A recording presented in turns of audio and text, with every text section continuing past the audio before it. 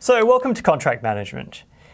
And well, to be fair, you should have been thinking of contract management the whole way through.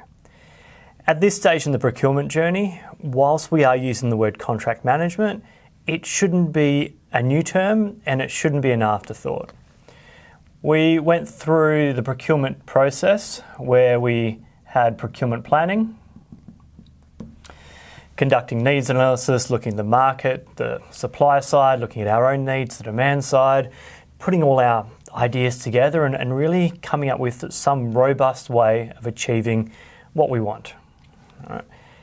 Then we went through the implementation side of things. Let's call this delivery.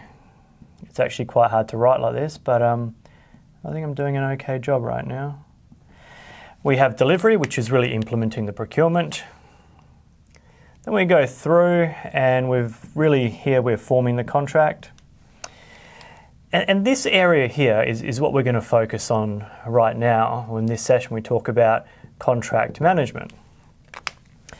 Now, the problem is that a lot of people don't deal with this until they hit this point.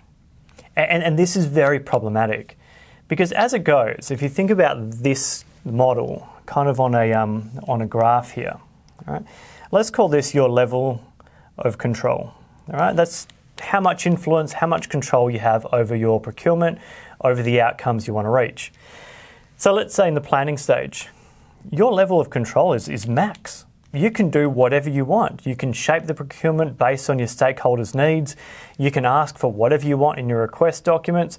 You've pretty much got carte blanche here within financial constraints. All right? So your level of control is very high.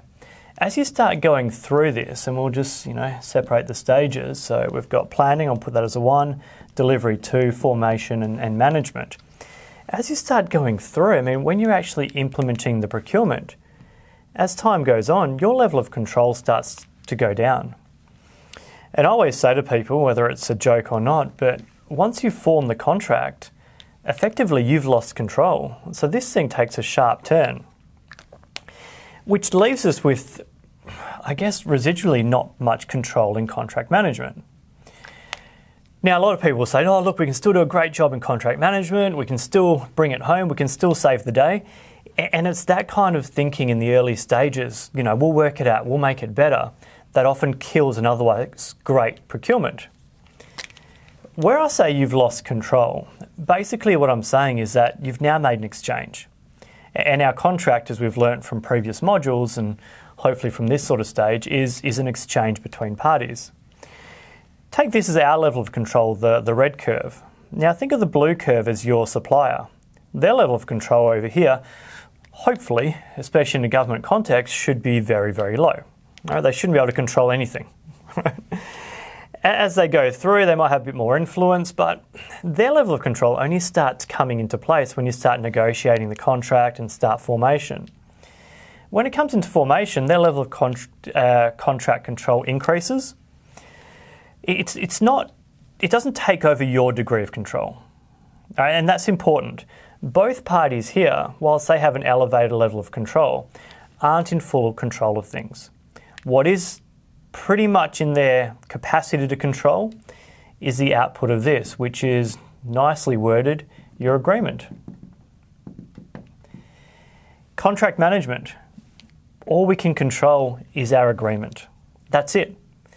Sorry to burst your bubble, but what you'll find that as contract managers, we're not here to save the day. At best, we're here to try and retain the value for money proposition that we achieve through in these formative stages, where possible enhance it, but also recognise that our level of control isn't what it was on day 0. For a lot of you, think of a change. If you want to make a change in the planning stage, it's nice and easy.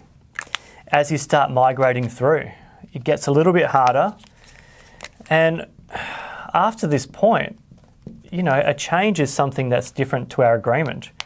Here you're dealing with a free market, unlimited suppliers, a competitive environment. Here often you're dealing a monopoly. And you're probably not going to get the same value for money from that change. So whilst we are going to talk about contract management, keep in mind that contract management should have happened the whole way through.